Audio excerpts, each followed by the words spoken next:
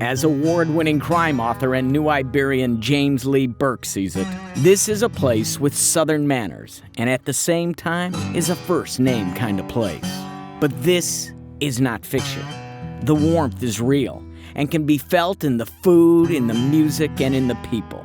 There is also heat in their passions, and you don't have to be a detective to uncover the truth. It's gonna burn for a little while. It's gonna burn for a little while. Mm-hmm. Oh my gosh. What's the nearest fire department to Avery Island? Because I think I got a 4-alarm happening right in here. I got 5 more minutes till I get gone. And there ain't no changing the road I'm on.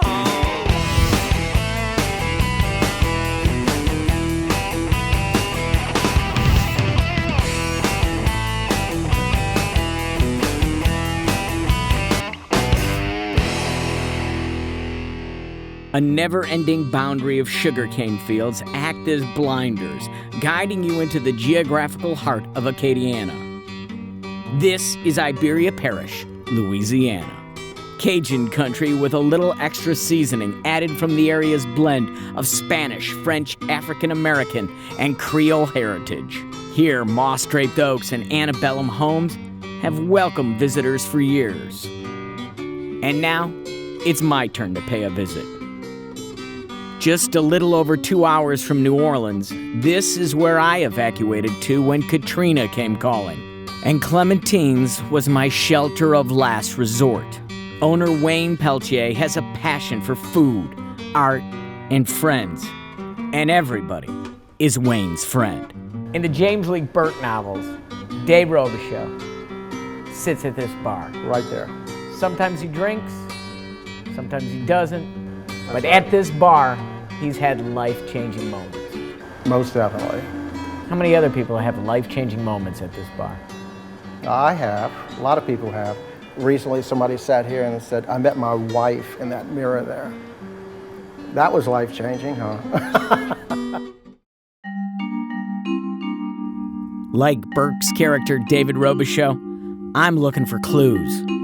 I'm out to discover why Iberia has become one of the top travel destinations in Louisiana. My first lead would lead me into the primitive splendor and concentrated heat of Avery Island, which isn't an island at all, but a massive salt dome that appear like islands along the Louisiana coast. That salt is one of the major ingredients in the making of a legend. For every shake of Tabasco, there is the heart and history of the McElhaney family and their Avery Island paradise. Tourists come to Avery Island for a couple of reasons. One is there is a huge devoted fan base of Tabasco out there, and it's almost a pilgrimage because every bottle of Tabasco you see in the world is made right here at Avery Island. To think that every bottle, every drop of flavor-enhancing spice has come from this factory. We're selling now in 166 countries. We bottle in 22 languages and dialects. Numbers that would astound Tabasco's creator, Edmund McElhaney. Over his lifetime, he sold about 370,000 bottles of Tabasco. Today, we can produce about twice that every day. 140 years later, that famous sauce that Mr. McElhaney makes is still made the same way and by the same family. Tony Simmons is part of the 5th generation to run the family business. And with his help, and the help of Miss Betty, I uncover a story of love, war, and bottled heat. Edmund McElhaney was a banker from New Orleans, and he was good friends with Mr. Avery, Judge Avery, who owned this island. Edmund was secretly in love with Judge Avery's young daughter. And when she turned 20, and Edmund was, I believe, 40, he asked his friend, Judge Avery, for his daughter's hand. And it didn't go over too well. But that's not where the story ends.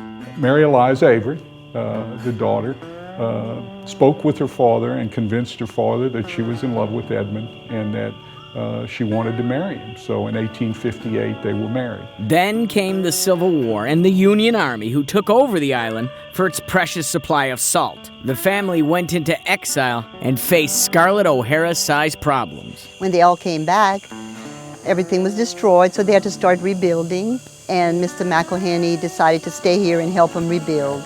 According to his diary, he found one of the pepper bushes growing by the chicken pen. And we still today are using heirloom seeds from that one plant that we grow all the Tabasco pepper in the world with. Those peppers are part of the reason why Tabasco is king. No one else uses Tabasco peppers. But because the demand is so great, seeds, hand-picked by the family, are sent all over the world to be grown. Once ready, they all come back to Iberia Parish to be mixed and aged. We age that mash. After we pick it in the fields, we age it in wooden barrels for 3 years, up to 3 years, before we use it to make Tabasco with, and it's a big difference. In a warehouse right out of Raiders of the Lost Ark, I met with Master Cooper Mr. Hamilton, the man in charge of the barrels that heat the world. So how many barrels do we have right here in this warehouse? 50,000.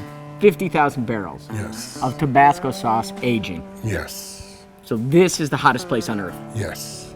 For over 40 years, Mr. Hamilton has been here, carefully sealing and maintaining these old whiskey barrels that will age the special pepper mash. For 3 years. For 3 years.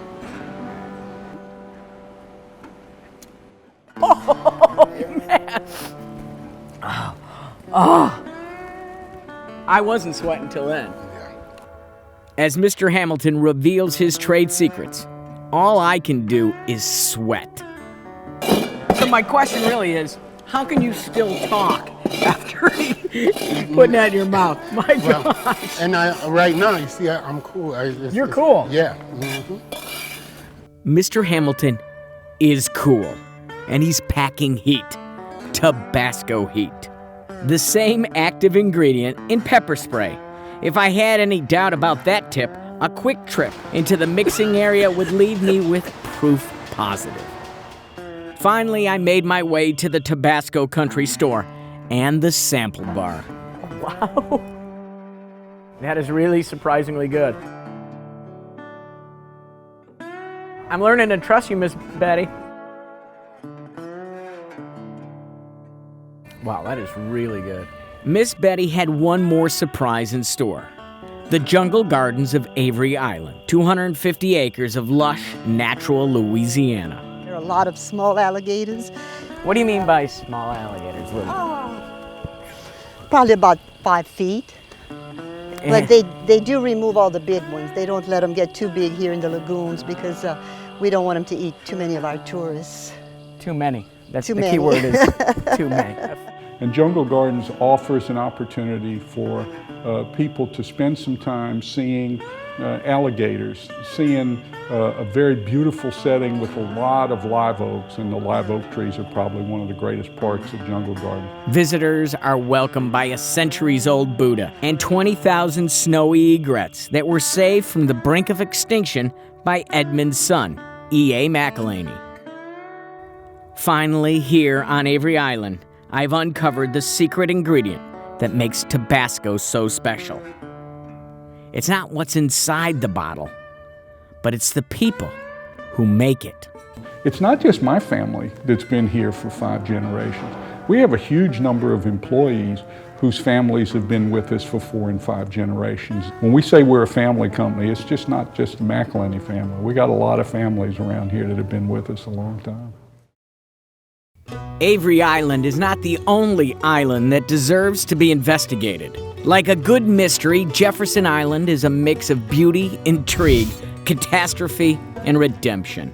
Here on Lake Peigneur sits the dreamy backdrop of Rip Van Winkle Gardens and the Joseph Jefferson home. In 1870, Jefferson, a comic genius who was world-renowned for his one character, think Adam Sandler, purchased the property and with his comedy gold, built his winter home here. I was told that President U.S. Grant liked to take naps on this porch, and it's easy to see why. Beats the Lincoln bedroom any day of the week. Other legends abound in the tour of the 22-room mansion.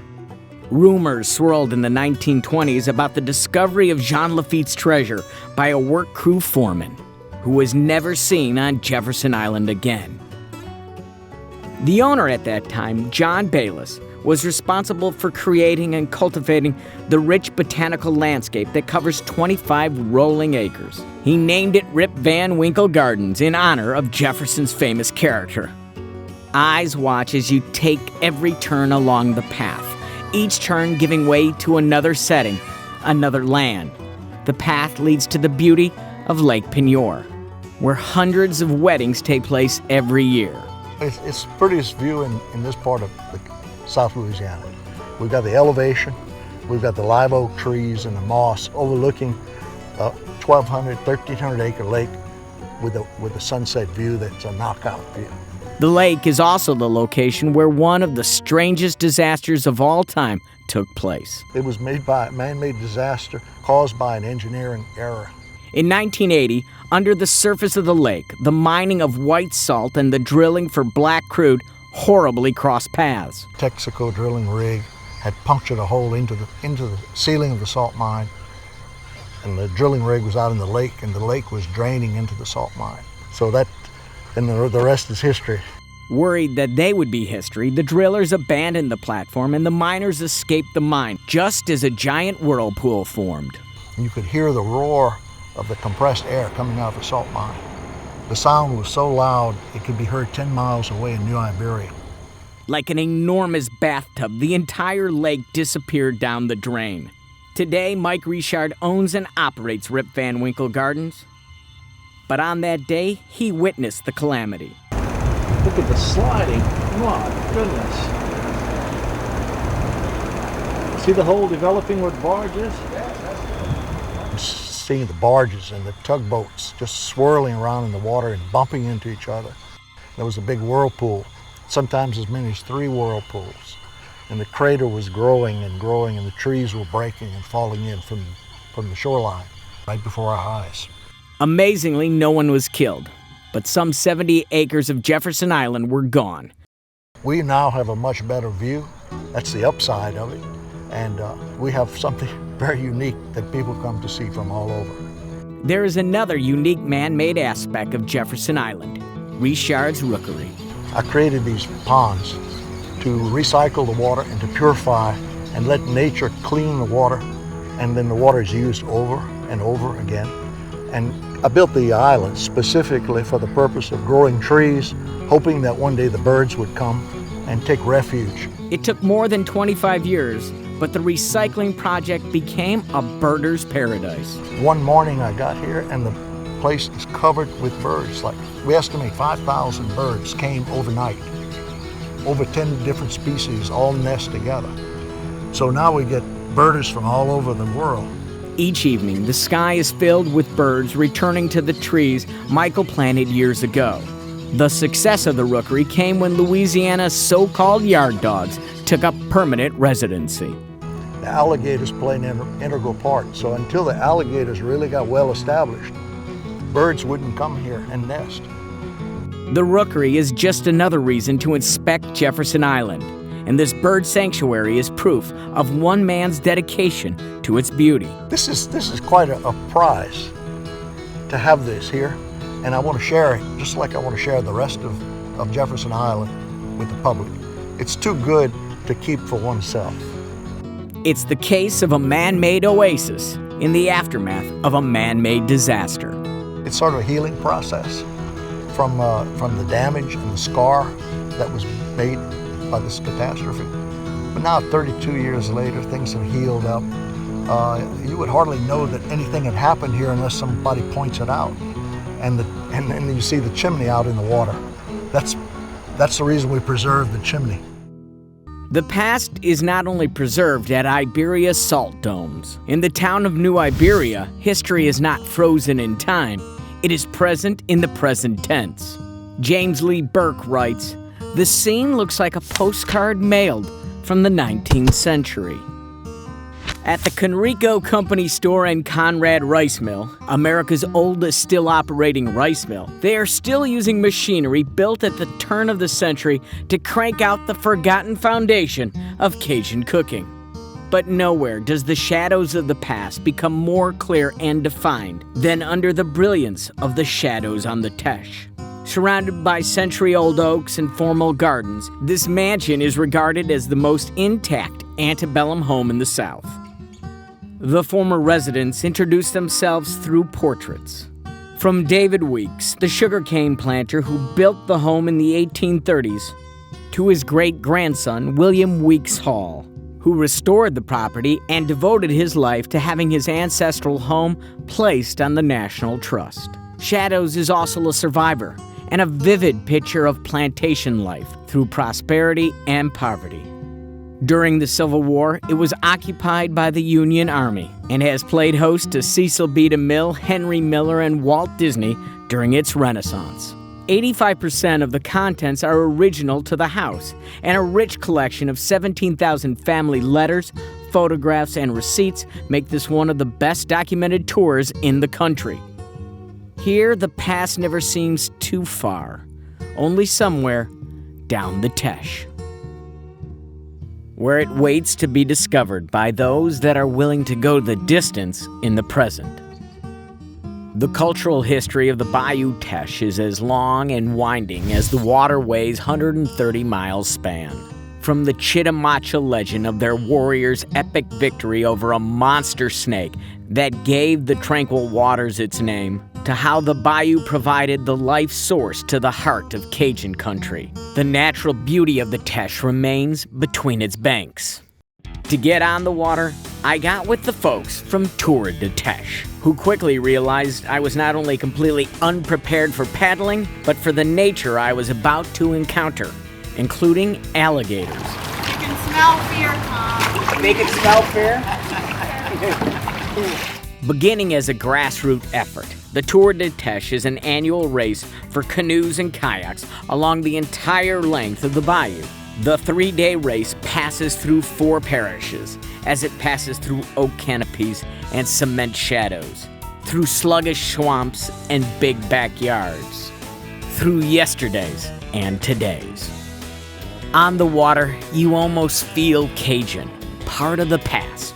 But back on land, there are reminders you are not. Some wetness there. The Tour de Teche is not only a water race, it is a way to get submerged in Acadiana. For 3 days, everything you eat, drink, and sleep is Cajun. Everything from the crawfish boil to the beer, to the constant good-natured ribbing. Now, are there like alligators and stuff in there? No. Let me tell you, last week, paddling in the canoe, and I'm going, man, that looks like an alligator. Next thing I know, sploosh. That was just the alligator's head that I saw. That's Cajun for splash. Although I would not join the 100-plus paddlers on their 100-plus mile adventure, I know why they do it. The beer, great crawfish, a great Tour de Teche, and the wet trousers. Woo! Turn around, better. There is another way to travel the Teche, and the Sugarcane Festival's boat ride has to be the sweetest ride around. My tour guide would be the Sugar Queen herself. Equal, Splenda, sweet and low? Oh no, I don't think so. Substitutes like those just can't compete when Louisiana's sugar is oh so sweet. When in Iberia, Parish, do as the Iberians do. Proudly representing Louisiana's sugar industry, the Louisiana Sugarcane Festival of New Iberia, and most importantly, our hardworking sugarcane farmers. I am Louisiana Queen Sugar, the 69th Haley Elizabeth Keller. Ever since Jesuit priests brought sugarcane into South Louisiana in 1751, sugar has been an integral part of the state's economy, culture, and history. It brings about over $2 billion a year to our economy.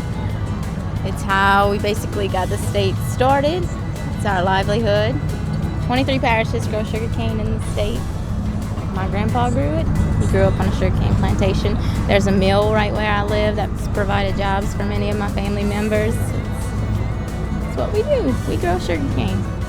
In many parts of the country, harvest celebrations serve as reminders of what was reaped years before.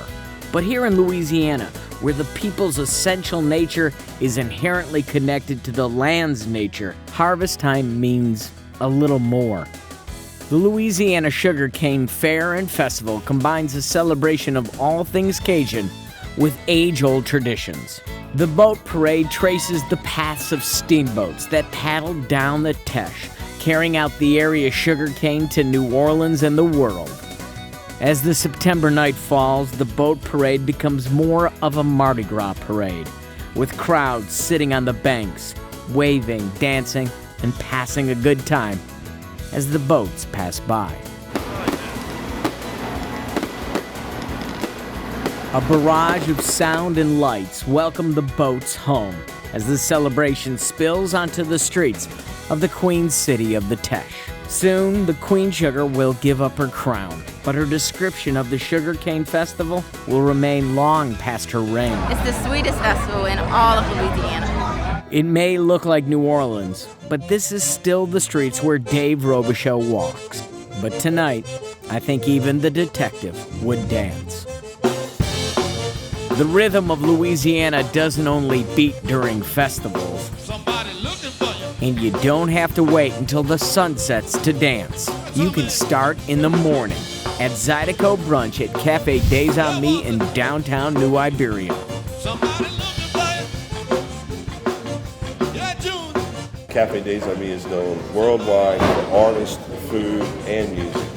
You may walk into Caf Days as a stranger, but you will leave as a friend. A happier, well-fed, slightly sweaty friend. When you come to his Fay Dodo, owner and chef Brett Bro has some friendly advice. You better strap yourself in because you're going to experience something that you've never experienced in a lifetime. And the energy and the food and the flow it's second to none. It's 10 o'clock on a Saturday morning, and the flow is being provided by Leroy Thomas and the Zydeco Roadrunners. No matter if you're black, no matter if you're white, let's all get together now. You know we got to get it right. This is Zydeco. Zydeco is for dancing. And regardless if you're here alone or with the film crew, you will dance. The Zydeco beat and those that follow its lead will not let you stand idly by. When you step into Caf Days on a Saturday morning for Zydeco, it's nothing like you've ever experienced before. And the people and the dancing, and drinking mimosas and Bloody Marys, sweating and having a good time, cutting the rug.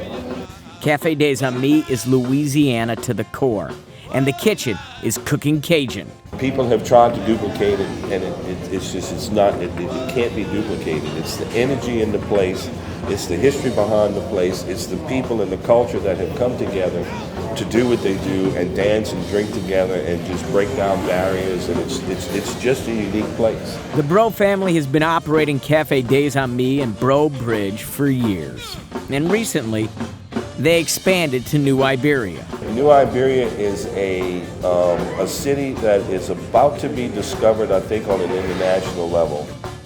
New Iberia and Caf Days It's a good fit, like Zydeco and brunch.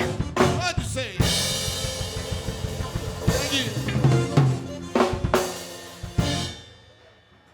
The clues have led me back to the trail of Dave Robichaux, back to New Iberia's revitalized down-home downtown and its most artistic restaurant. I've been collecting Clementine Hunter's artwork for years, and for art's sake, I named it Clementine. But many New Iberians have changed it to Clementine, and that's perfectly fine. And that is the beauty of this place. It's fine dining with attention to the important details, but it's still your neighborhood hangout. I think that the best word for Clementine is welcoming. The minute those doors open, you feel welcome here. Wayne helped anchor the Main Street's revival by reopening the old Provost Cafe and Bar, while realizing a dream. I used to bring my daughter here after Sugarcane Festival parades downtown, and that's why I always dreamed of opening Provost again. Clementines follows its own new school on Cajun Creole. Like the restaurant itself, it's sophisticated but soul-satisfying, complex but comforting. There's a little New Orleans in there, but there's a little country in there. Oh yeah, a little down home, a little southern. Executive Chef Ben Montgomery is focused on fresh and local. We are so lucky because the Gulf is right here. You know, we drive to Delcombe to get shrimp and crab meat. Anything we need, it's right there. That is nice. better than nice? It's better than nice. Better than fresh, better than nice. Better than nice describes more than the food, but the people we've met. In the words of James Lee Burke, every good artist knows that the gift comes from somewhere else, and that it's there for a reason, and that's to make the world a better place. Iberia Parish is full of good artists creating beauty and life through tradition and nature. It may not be the reason you go, but you'll feel it when you leave, and it will make you better for the visit. Case closed.